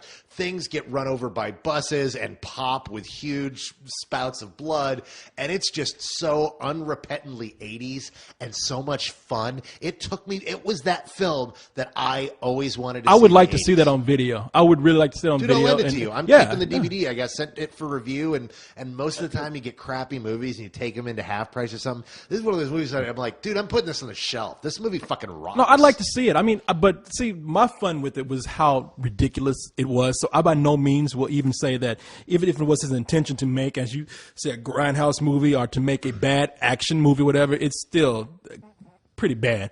But to his testament, I had fun watching it. But I think it's better to watch on. I'd probably gave it a rental because I think that's the perfect way to watch it. Yeah, I wish I'd seen it in a theater. It was just so I think much you probably fun. saw it better. That ending was so good. Oh my God, did I love that ending? And it's What, did you talk about the car chase at the end? And no, like the ending where she rolls up at the. I don't want to spoil it for them. I'll talk to you about it. You thought that was great, dude? That was such the ending that we never got in the 80s. That was that ending that you always wanted to see and you never did. And that's I dug the hell out of that movie. It's so much fun. Yeah, I mean, I'm glad you liked it. I will say I didn't enjoy it as much as you did. No, but then again, I wouldn't expect you to because you don't enjoy that era of filmmaking. No, I do enjoy that era of filmmaking. No. You like certain movies of that era, but there's movies that I love from that era that you like do what? not. I mean, like what? For example, Battle Beyond the Stars, Krull. Krull and Battle, yeah, because those are bad movies. Well, here we go. So, see, you don't. This is exactly what I'm talking about. It's not a diss on you. You just don't appreciate that period of filmmaking. I remember I saw Krull when I was a kid. I saw it. I probably saw it. No, I didn't see it there, but I remember when they were advertising. I did see it when I was young, and back then I even thought like, dude, I love Krull. I love Krull. But this is what I'm talking about. Is I love if you love that era of filmmaking, which you don't. We're talking about 80s. I mean, we're talking about certain movies from that era. Like, I mean, if you want to put certain things in there, Escape from New York. Yeah, exactly. But Escape from New York is like the pinnacle. That's like up there in like the top 5 of those films. That's when John Carpenter was at his best. But Krull is, even back then, it was critically panned and considered to be a really bad movie. Except what I'm just talking about how the fact that I love that era of filmmaking. It's not that era of filmmaking because you say 80s. No, I'm not saying you don't like the 80s. You don't like that era, that's the era. Of genre.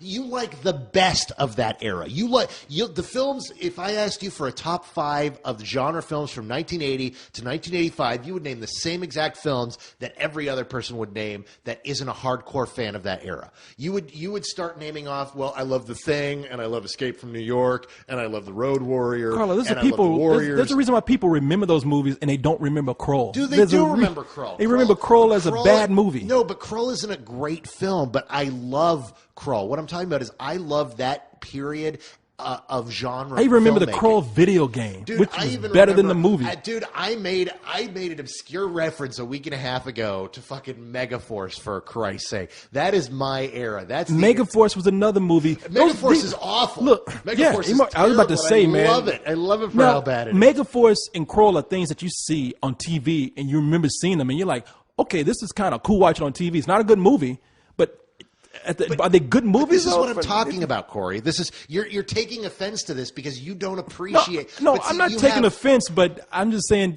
you're holding these movies up in high regard for yourself, but don't act like these were like movies that were widely accepted as these great movies and representative of their era. But see, you are. I'm talking about as somebody who is something of an expert on that particular era. I love these films, and I am talking about these films for people who also enjoy that era. But notice, Krull came out in 1982. A few weeks ago, I put up my list of the top 10 films of 1982, and Krull was not on it. Why not? It's not one of the best films of that era. I love it, but it's not, it's not one of the best. This is the way I would look at it. I would say Krull has a personal... I mean, it's a movie that's personal for you. It's a personal favorite for you. But that's what But it's not widely representative of that era. No, it is representative of that era because we had so many films like it in that era. No, that was the era of bad fantasy movies. Well, yeah, but I happen to enjoy those for what they are, just like you have a love of exploitation films. Now, you have a love that surpasses even my own. That's why I never try to argue exploitation with you, because you love exploitation far more than I do. But, I love a lot of shitty movies myself from the 70s and 80s. I mean, think about all those killer animal movies that I'm always renting and shit like that. Dude, this is the point I'm trying to make.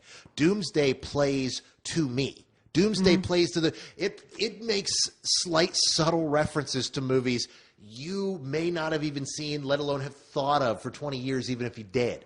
It is that kind of a movie. It is the grindhouse of that early stuff. It draws from a lot of the obvious stuff that you have seen and a lot of the great stuff, but it also draws from a lot of the thing about Doomsday is it's a drive-in movie.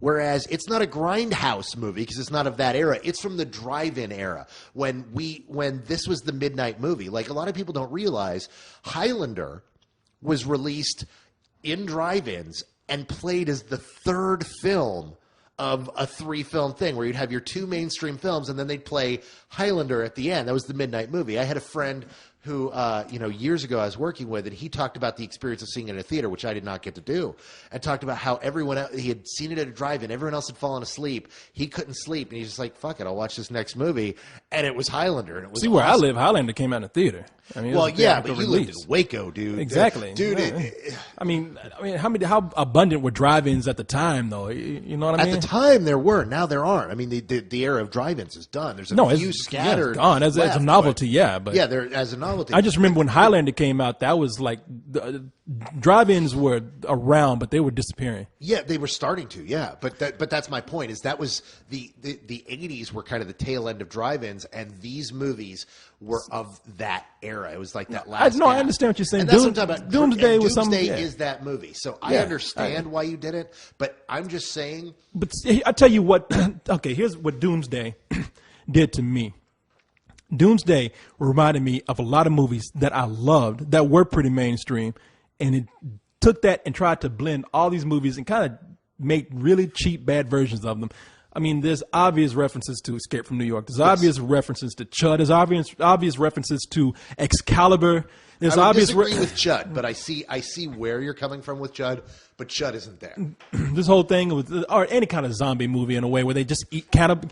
I'm talking about the cannibal part of the whole thing. Oh, yeah. And then, God damn it. And then you have I was going to say the Road Warrior. Now, if you look at that last chase scene, that's pretty much a rip of the last scene in the Road Warrior. That car chase, they stole scenes out of that. I wouldn't even say inspired, stole. And I'm looking at this, and I'm like, having just recently watched Road Warrior, they didn't steal, but there was at the time I had seen this is now what there Lee is and I was talking about. There's a shot in there that they steal right out of the Warriors. Was it the head thing or?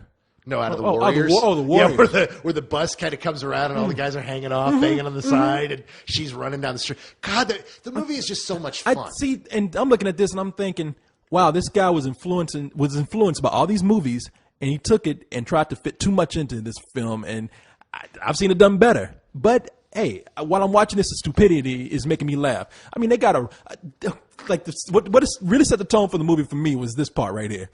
There's this area where apparently these turrets are keeping guard, computerized turrets, I loved it, but okay, apparently these turrets have been up for a year or two. They've been up for 30 years. So okay, goddamn 30 years, man. Now 30 years, if those turrets out there shooting shit, there should be nothing out there. But yet there's one rabbit who comes out of a hole and they blow that motherfucker up. Yeah, and I'm thinking. They don't just blow them up. They eviscerated this red. It's a powder of red spray. And I'm thinking, they pulp that rabbit. 30 years, things would be gone. What makes this rabbit special? This is exactly the problem I knew you had, because you have a hard time wrapping your mind around small logic things like that. But no, it's not even the logic. It's saying that they skipped logic to show us a scene where they had to show how effective these tourists were about blowing up a rabbit. This one brave rabbit that said, fuck it, I'm staying in the neighborhood. You ain't gonna make me move. I'm staying at my home. And the rabbit comes out, ah! But I think they could, if they want to show how these tourists could rip somebody apart, they could have done it in a better way, because that's all the rabbit was there for. I wouldn't ask for logic if it was out there, but they said, we're going to frame this one rabbit so we can just have it there to blow up. Yeah. And I'm thinking like... But that was so 80s. The thing is that was such a product of the 80s, and that was so something that you would have seen in 1984. That's what I appreciate about it. This is such a throwback to that era, and I think the real problem is that Neil Marshall... I think his last name's Marshall. No, yeah, I think so too. Neil Armstrong. He was afraid to use the word Grindhouse because Grindhouse had bombed. But that's what this was. This was his Grindhouse. He didn't add in the nicks and cuts, and he didn't make it all gimmicky. And he actually tried to make a good movie from that era. But this is a movie that is all about taking you back to the 80s and those movies when you were a kid. Maybe I had a little bit too much insight, too. I followed that video log when they were making it because, unlike you didn't like The Descent.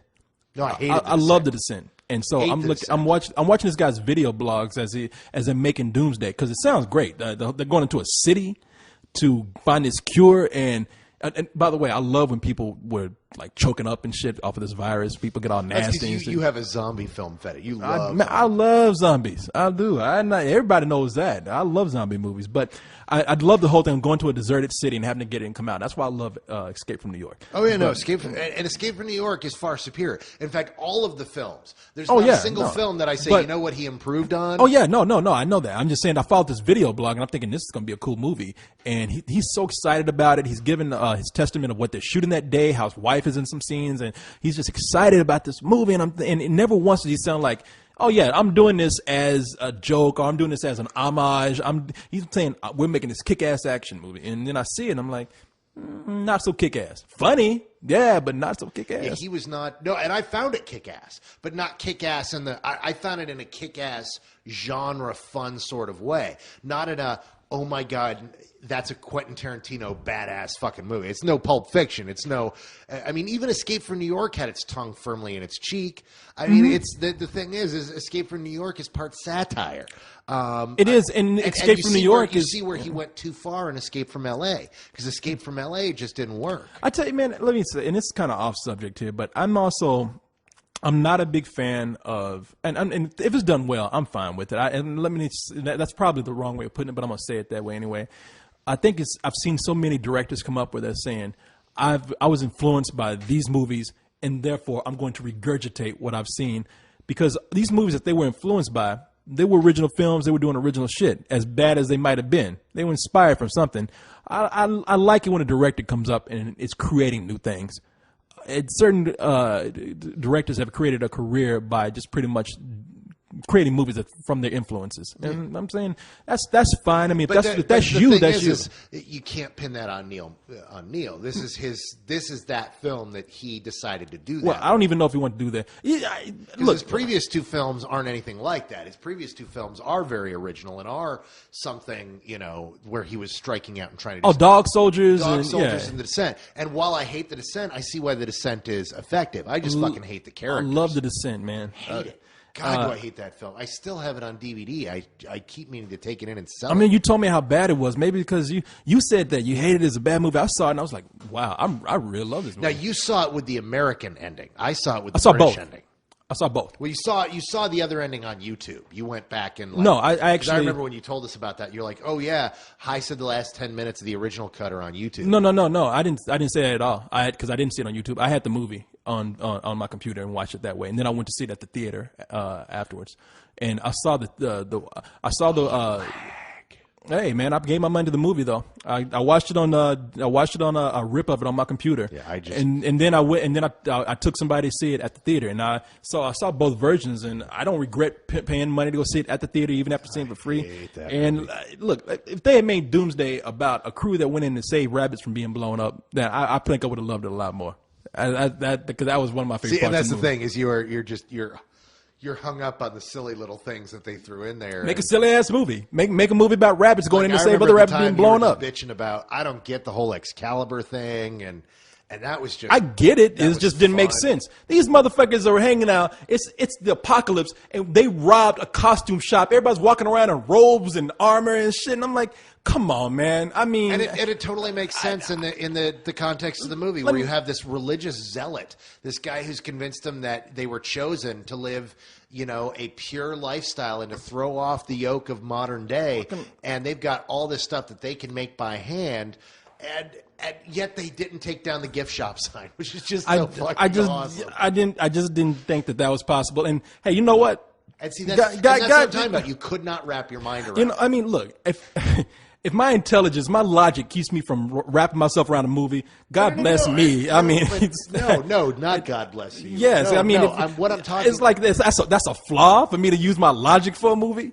I mean, come on. Well, no. The problem, the flaw is that you get hung up on those logical things, and you can't enjoy the movie for what it is, despite that. It's like getting your sweater snagged on a fence, and then you can't go. Let me put it this way: if logic came into play that much for a movie for me, I wouldn't love The Dark Knight, because that movie is fucking out of space. No, that movie is not out of space. That movie doesn't have logic. A man running around in clown makeup, putting bombs everywhere without the police being able to catch him. Everybody in the movie thinks he's fucking insane for doing it. But the thing is, logic would tell you that you cannot do that. A well-made movie makes you look past those leaps of logic, and you buy it for that world, that universe. Whatever happens in that movie is made believable. But you get caught. I get caught up in logic in bad movies. That's what it is. Because if you make something shitty, and I know this is how you rationalize it in your head. No, but this is what separates you from me. This is how you rationalize makes us completely different movie watchers. See, it's not rationalizing on my part. I'm looking at it for what it is. You rationalize it for your enjoyment. That's because when I walk into a movie, I want to enjoy it. I'm not looking for a film to be entirely internally consistent because it's a fucking movie.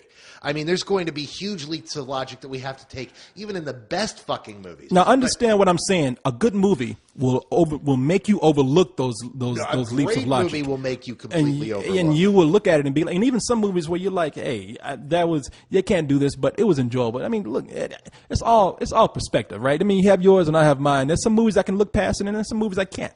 Right, but the thing is this is one of those movies where you got hung up on those little things. Well, no, and it impeded your enjoyment. I don't think it's even that. I just think that it wasn't a very well-made movie.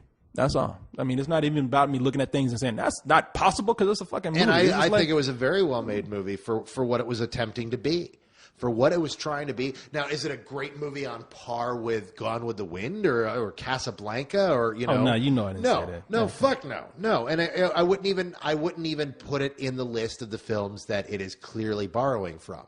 But as an homage film, you know what? I gotta say, I enjoyed it more than I enjoyed either of the Grindhouse films. See, this it's a matter of taste. Like, this is the reason why I like The Descent and you didn't. Sure. Yeah, I mean, now if I wanted to look at that movie and say, wait a minute, there's a cave that you can go like barely 12 feet under, and there's creatures down there and whatnot. I see, that's crazy, but I can buy it. I mean, it's all right with me. I got wrapped up in the movie, but you didn't like the movie, so it's just a matter of personal taste. That's all. I mean, I'm not faulting you for liking Doomsday. I'm just saying. Please enjoy. I will come in and I will tuck you in before you go to bed and let you watch it. Sure. And, let's get to email before you start talking about tucking me into bed. Fluff the pillows for you. Yeah, that's a euphemism, right? Mm-hmm. Wait a minute, let's see here. And now we've got dead air. No, because I'm looking at this email here because I picked up one specifically for you. Okay, pick it up for me. And what I did was I went back and copied and pasted a bunch of emails. And you always forget to paste who it's from. No, I did that this week. You did that this week? I did this week for everyone. And let me find the one I want to give to you. Okay, here it is. This one is from Jay, as a matter of fact. And Jay says, with Fox Studios fucking up so bad, do you think that James Cameron's Avatar will possibly make up for all the recent failures? I don't think anything could make up for all their recent failures. Well, do you think that, I guess what he's saying is they've had a recent string of flops, mediocre films. Do you think that this one will be a huge success for them? Well, sure, but that's because that was part of Cameron's deal, was Fox doesn't get to fuck with it. When you're the director of Titanic and made the highest grossing film of all time, they don't ask you questions. And the thing is this is James Cameron's first feature film that is, completely fictional. His first feature fictional film since Titanic. So he's got all that currency still in the bank from, that movie that he can go ahead and do whatever he wants. If he fucks this up, that's when people are going to meddle with him in the next one. But no, I don't think Fox's history of cocking up really great movies is going to play at all into this movie because he's got carte blanche this time. And every studio goes through slumps, man. I mean, 20th Century Fox will go through theirs and they'll be back. Well, yeah, but their slump is always about who's on top. Yeah. Every time that changes up, it goes into a nothing lasts forever. I mean, in a business, nobody has a complete winning streak, especially when you go on for years and years. So at some point, DreamWorks pretty much did. What's that? Did they? Yeah, DreamWorks pretty much. Yeah, and a lot of. I'm really happy to see that they're separating. I mean, well, I'm kind of disappointed. Oh, separating from Paramount, is that? From Paramount. Yeah. Because they had a great deal. They had a great deal going with them, and they were making some good stuff. But I mean, when they really kind of dissolved, that was kind of a black point because. And I have no point of stuff. Yeah, and I have no point of reference right now. I mean, I'm sure Warner Brothers has gone through a great slump, and then years later they made They some all have. strength. But the thing is since we are film commentators, and since the one studio that's going through a real bad slump right now is Fox, they're the ones that I'm talking about. Well, look at like New Line. New Line was on top of the world with the Lord of the Rings trilogy, and now they're going under. From what I hear, they're going to be bought by somebody. No. Warner New Brothers. Line was owned by Warner Brothers, and Warner Brothers decided yeah. decided to dissolve them and absorb them, because really it was one of those things where eventually someone said, really, why are we operating two different film companies under the same branch? I mean, everybody knows New Line's owned by Warner Brothers. Why do we have this separate film company? Yeah, and they had a big falling out about something. A lot of employees got. There was some big falling out with the Sex and the City premiere party that they did, and that was one of the things where a lot of employees were at New Line. They got hired to promote Sex and the City movie, and they're like, "Fuck it, we're getting fired anyway, so we don't." That was one of those things where they're like, you know what, we're not going to be around next month anyway. Yeah, in fact, that was kind of funny. I know the head of New Line marketing, Gordon Patterson. The guy is awesome. I mean, the guy is just a cool dude. He's a movie lover. He comes to Austin all the time, and he would only come to Austin. I had lunch last week. No. You know what? But I have eaten with. No, he's really one of those. He's just this cool movie loving guy, and I love seeing him at things. And he was big into coming down and putting on these big, extravagant geek shows here in Austin, and just having a good time with it. I remember he brought us down this movie, and he's like, "Look, we've got this movie. We're really proud of it, but it's not on anyone's radar. We're wondering if you guys could take a look at it so we could get your opinion on it." And we go in, and it's Harold and Kumar Go to White Castle. And we laugh our asses off. We're like, this is incredible. And that night, he had tracked down and found the one place here in Austin that served sliders in the middle of the night. We all drove out and had sliders together on New Line, and just, talked about the movie and ate sliders, which are, of course, the burgers in Harold and Kumar Go to White Castle. And he's just a great guy. He's brought down a lot of fun films. Well, give him this dollar since he's losing his job. But anyhow, right no. He thought he was losing his job, so he threw this killer event here in Austin, which was a bottomless party for Harold and Kumar Go to White Castle, or Harold and Kumar Go to Guantanamo Bay, where you go to the movie Bottomless. And I thought they meant like they had bottomless servings of White Castle burgers. I was like, shit, you're gonna be shitting all day the next day eating that. No, they actually had that. They had their special screening they had down here. They built a fake White Castle and showed the movie out in the middle of a field. But no, so they had a bottomless screening where you came not wearing any pants or underwear to Harold and Kumar Go to Guantanamo Bay. Fuck, now who did that? Who the fuck went out there wearing no pants? A lot of people, especially the local nudists, because the Alamo Drafthouse has started throwing occasional nude screening. Hell no, I didn't. Nobody wants to see my tackle. I do. I don't buy this. I don't buy this at all. I'm telling you. I'm trying to tell you the truth here. Telling you a true story. We had that here, and he was like, and someone was like, Gordon, why are you, you're actually getting behind this? He's like, dude, I'm getting fired in a month. What do I care? And then the person goes, oh, well, I was just reading that they were saying that they were thinking about keeping on the marketing division. And he's like, wait, what? You read that in the paper? So he's like, oh, maybe I should think about that. Wait a minute. You mean somebody had a bottomless party and this didn't make any news, didn't break any laws or anything? In Austin? I mean, come on. Even Austin has zoning laws for that kind of shit. No. Austin has very specific laws on nudity. We are allowed to walk around nude if we want to. That's what happened with the Mardi Gras shit a few years back, where the cops came out and said, you know what, we're going to arrest people for flashing because it caused problems last year when our cops got out of control and started beating people. And then a bunch of women showed up topless and said, arrest us. Right here in the laws, it says we are allowed to be, naked within the Austin city limits, and you can't arrest people for something that's normally legal. Well, let me ask you something. Can I go to 7-Eleven naked right down the street then? Yeah. They can deny you entry, and because of various health violations, they can actually keep you out if they want to. Well, what if I decide to just walk down the street tomorrow? Legally, you're allowed to. They can't arrest you. What if I want to go just pump some gas and have my asshole hanging out and everything? Legally, here in Austin, you're allowed to do that. I'm doing that tomorrow then. Shit, nobody wants to see your ass except maybe gay men. Hey, I'd do it down by Rain on 4th, dude. Hey, you'd be very popular. That's somebody. Gay men are people too. It's raining, Corey. I'll take a compliment raining. Where I can get it. That's right. You'll take whatever ass you can get. Exactly. I'm gonna walk. No, but they apparently did a bottomless screening. Tomorrow, I'm going.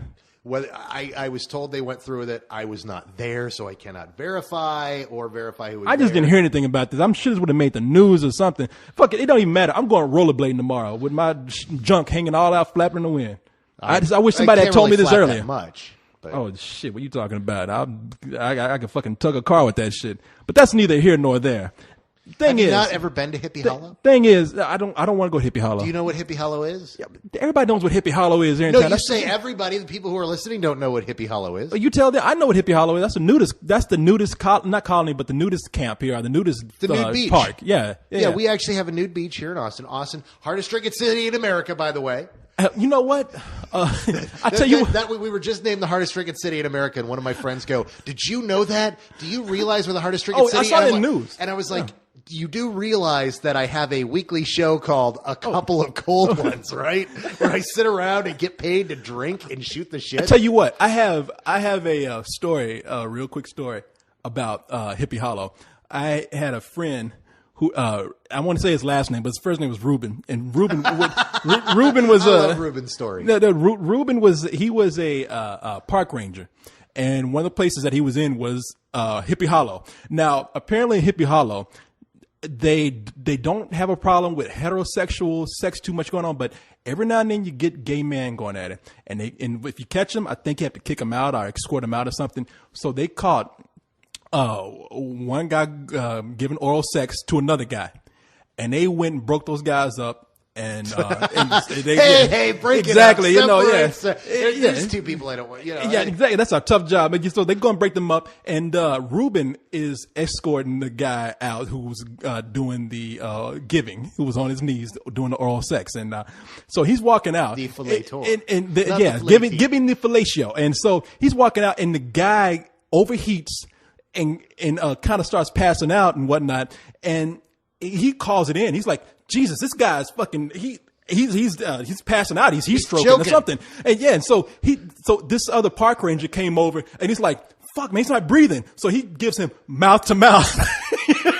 And Ruben is like, he said, man, I wanted to tell him, but by that point, what am I going to do? The guy's dying. You don't tell him. You wait until after. You're like, you know what I broke him up for? You know I was escorting him that's out? What he was talking about. He's like, after it was done, he wrote a report. And I just let him fill in there that what happened, what he saw happened. I didn't say that what he was doing beforehand, what was occurring. So he's like, yeah, he never knew the guy was like sucking on a penis before then. So, but anyway, I thought awesome. that, yeah, no, I was, and something tells me that Ruben was the one that was giving the mouth to mouth, and he just changed it to another guy. So this other ranger comes up, and yeah, exactly right, Ruben. Sure. Okay, here's an email that I'm curious to know what you think about, and I'll give my opinion on this full force.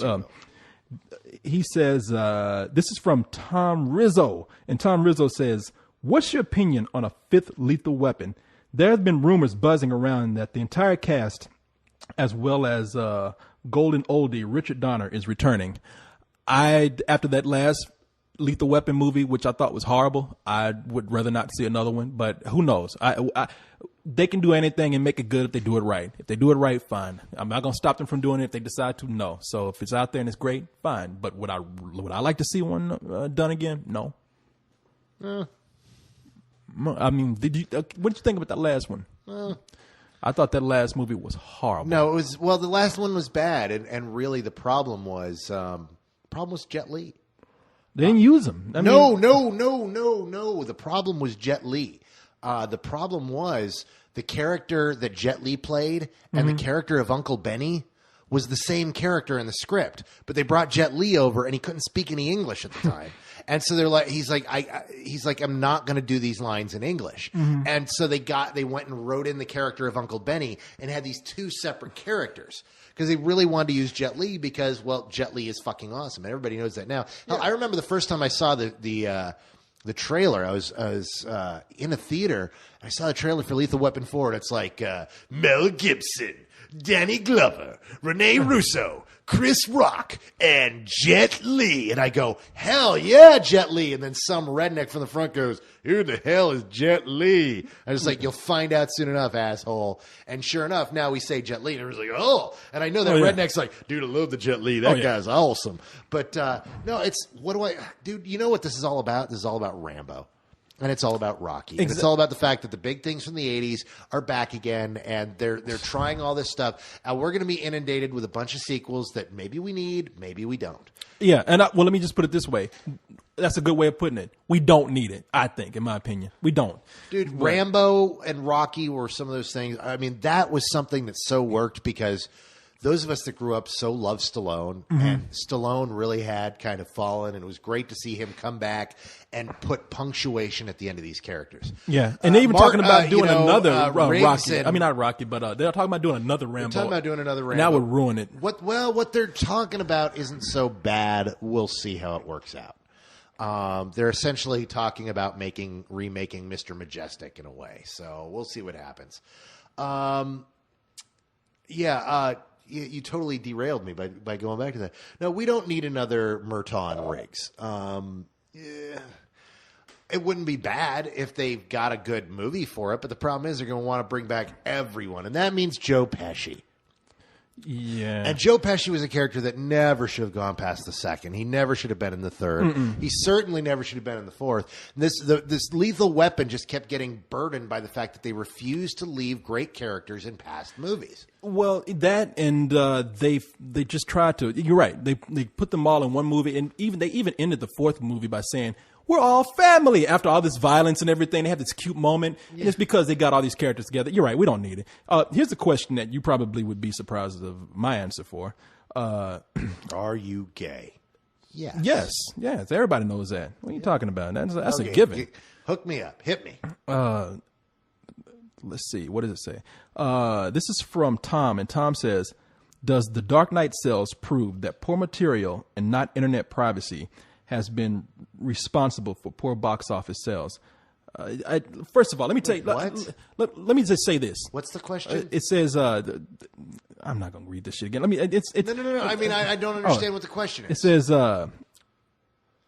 does The Dark Knight prove that poor material and not internet piracy has been responsible for poor box office sales?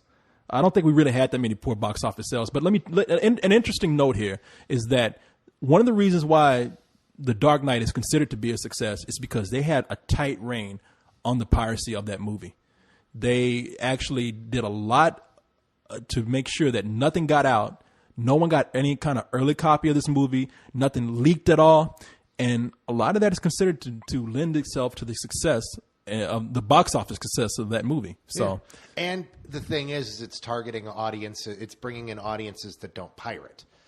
Your 35 plus audience that's just coming in and, seeing this movie going, I want to find out what this is all about. And the geek audience is like, so wants to see it. They want to see it big. It's an event movie. Does this prove? No, it doesn't prove shit. Because this movie breaks so many rules and conventions about so many things that have been believed. And the thing is it's going to cause a lot of people to believe new things that just aren't true. It is lightning in a bottle. It is its own special thing that you will never see again. The third Batman film probably won't do this kind of business. No. This is such a special point in time.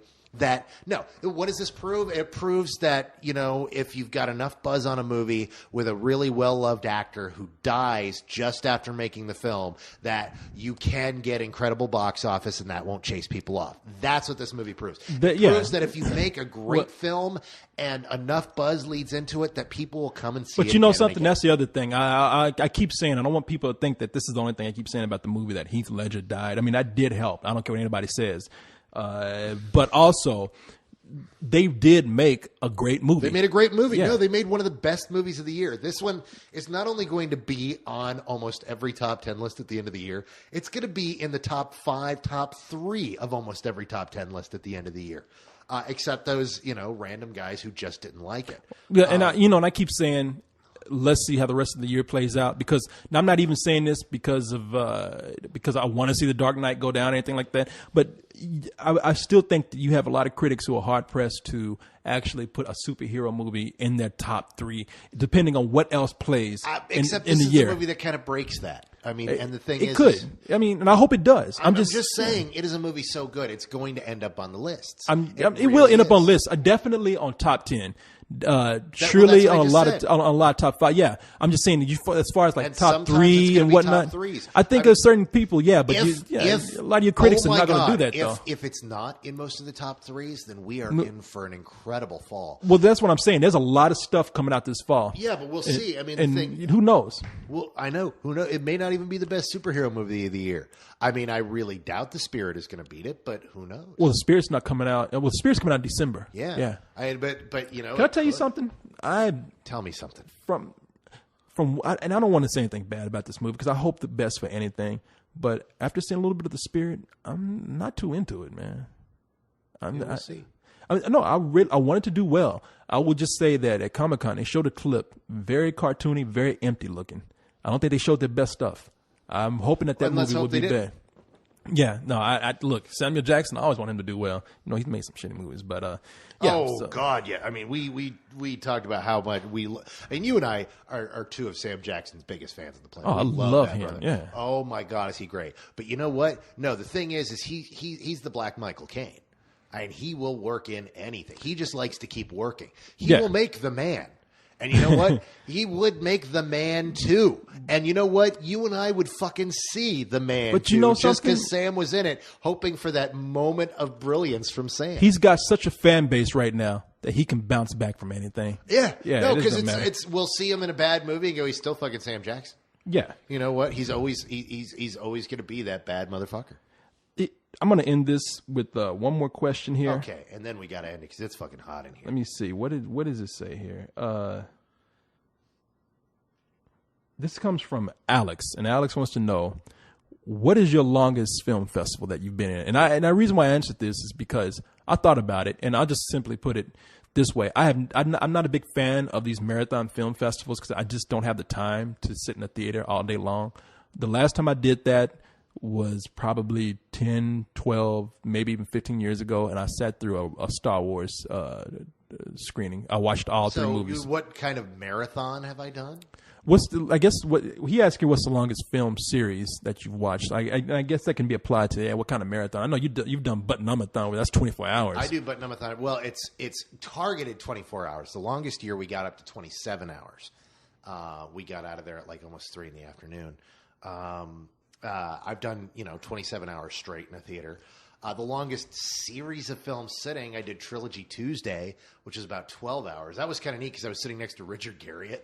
The one who makes the Ultimate Games? Yeah, Lord British. Yeah, I ended up sitting next to Lord British. Fucking around with fucking cape and shit. Sitting next to him watching Trilogy Tuesday, watching all 3 Lord of the Rings movies back to back to back. The first 2 were the extended editions, and then the final one was the opening day of Return of the King. And that wasn't even the first time I saw Return of the King. It was such an awesome day. I mean, I did that. So, that was like 12, 13 hours, and that was exhausting. See, really, I can't do that shit. I myself, I cannot sit in a chair. It's rough for me to sit down and watch a movie that's 3 hours long, and I can do it, but I just can't. I'm not a big fan of that. I can't do. I have so much stuff to do. Yeah. No, I'm a huge movie buff, but I'm working. I mean, I got stuff to do. I cannot do this whole thing of sitting around.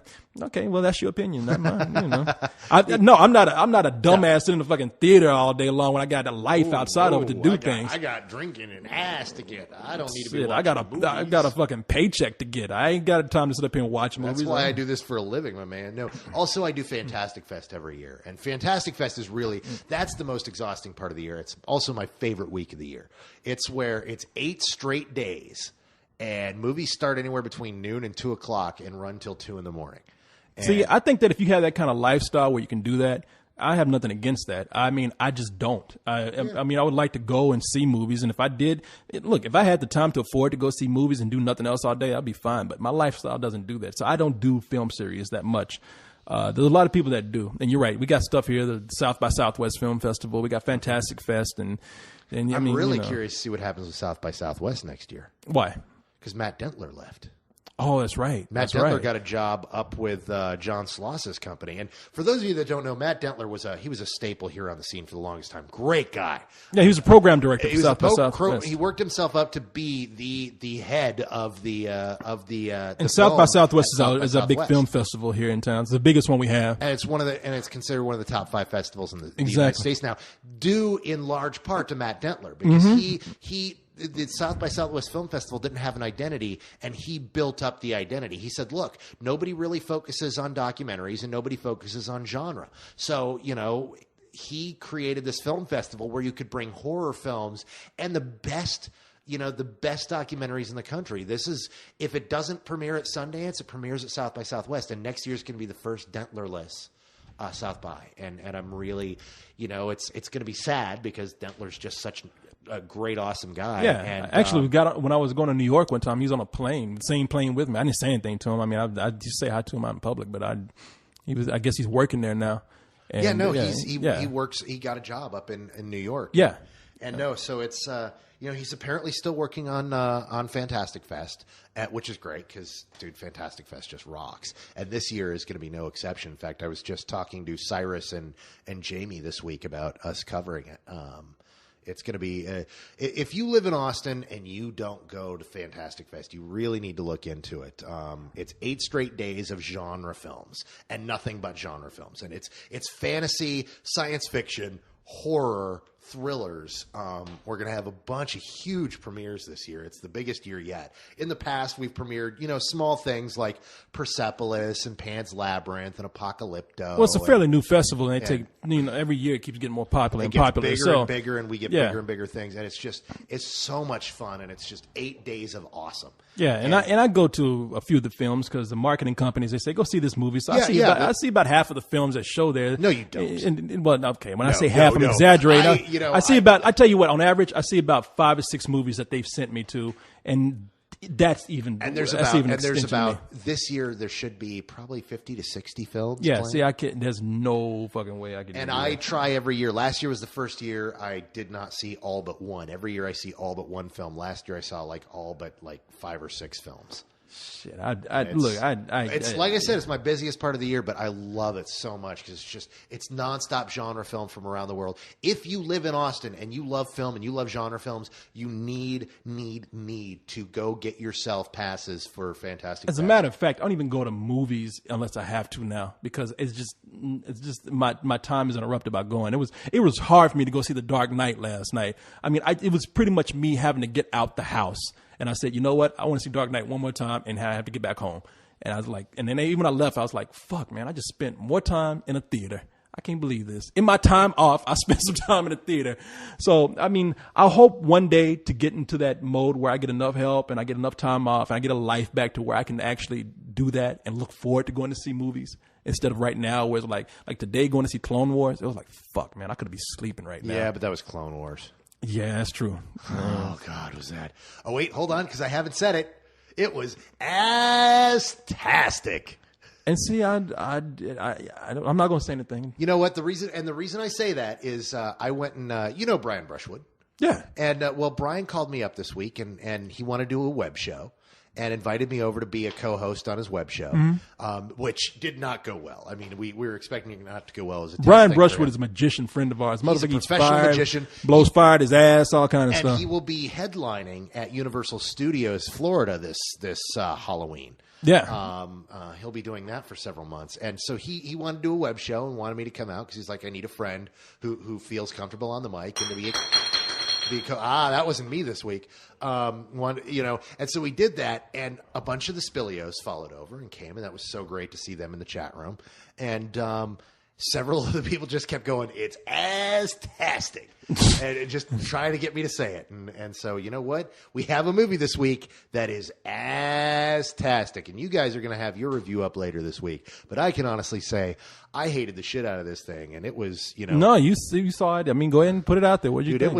It's just as bad as the prequels. If you don't like the prequels, you're not going to like this. This is for the hardcore Let me ask Star you Wars something. fanboys. Did you not like the third Star Wars movie? I think it's the best of the series. I think it was good, but there are 4 moments that I hate, that I rolled my eyes at seeing these moments because they were throwbacks to the other films and they were just so bad and didn't need to be there. Yeah, I don't. You know, and they're the ones everyone has a problem with. It's like, you know, no, Padme. And the Wookiee scene. And then, thank you, Duncan. And thank you, Chewbacca. Get it? Man. Chewbacca. And then, of course, my favorite scene where the robot comes out and goes, we have no medical explanation for it. She simply lost her will to live. Well, this is worse than that. Oh, my God, is this bad?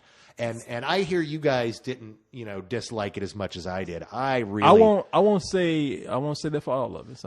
It was some old bullshit. It bored the piss out of me. I'm not going to watch the show on TV as a result, unless I find out that in episode 4 they kill the shit out of that 14-year-old tween girl that they've got on there, who's just the dumbest character and is in every goddamn scene. God, do I hate that girl. But yeah, no, this movie was total ass. So. All right, I just want you to get that out there. It's out there. I fucking hated that movie. God, I hated Clone Wars. And we'll have ours out next week. I'll save mine for that. But man. All right. I think it's been it's fucking long and it's hot as shit in here. It's almost a 2-hour episode, man. Oh my God. Okay, I've got to leave. I got to work. All right. Good night, everybody. All right. See you.